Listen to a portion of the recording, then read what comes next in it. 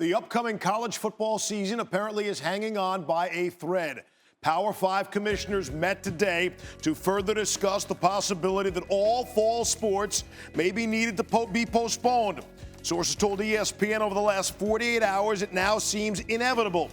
Big Ten presidents met by themselves Sunday night, several sources indicating that the conferences are ready to pull the plug on its fall sports season. Joined now by Heather Dinich, and definitely an undercurrent from these conference commissioners and presidents that nobody wants to be the first conference to cancel, but Heather, even more so than that, nobody wants to be last. So where do we stand at this moment now? Steve, I am told that no decisions were made tonight in the conference commissioners meeting, and the Big Ten presidents also met tonight. I was told that there was not a vote. My understanding is from multiple sources throughout various conferences that there is a hope that there can be a collaboration amongst the Power 5 if their respective presidents do decide this week to cancel or postpone fall sports, that the 5 major conferences can figure out a way to announce this together so that no one does have to be the first or the last. Right.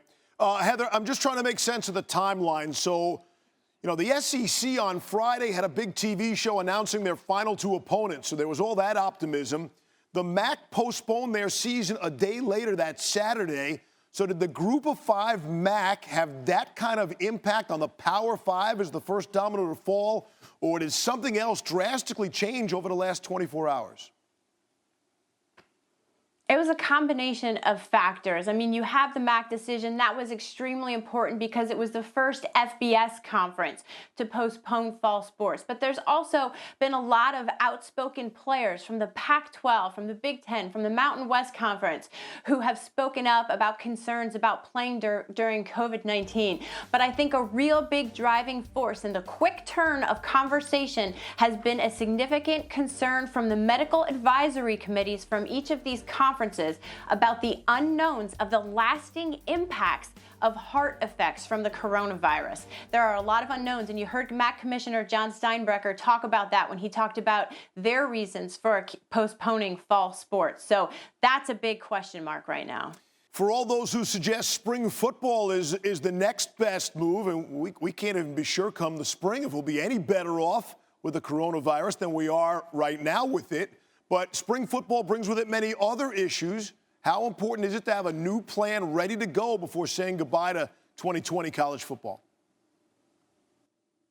Several athletic directors have expressed a serious concern about that to me today. Earlier, Shane Lyons, West Virginia's athletic director and chair of the Football Oversight Committee, told me no one has talked about a plan if the season is canceled. He said we need a clear direction because if it is, we can't look at our players and coaches and say, I don't know. Notre Dame Athletic Director Jack Swarbrick said, my view is if we change course, we better be able to articulate a reason for doing so to our student athletes. It's another side of the story and an important one, especially when you see tweets from players like Trevor Lawrence who say we want to play.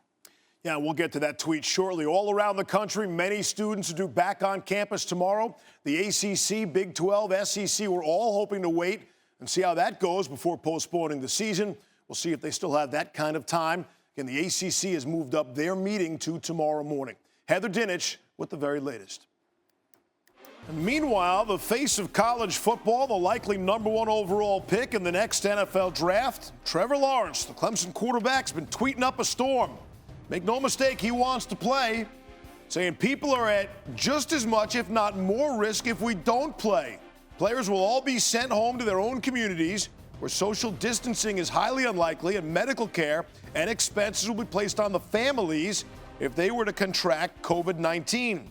Went on to say, not to mention the players coming from situations that are not good for them, their future, and having to go back to that. Football is a safe haven for so many people. We are more likely to get the virus in everyday life than playing football, quote, end quote. He makes a lot of good points, however, no mention of the university's liability, which is a massive factor here.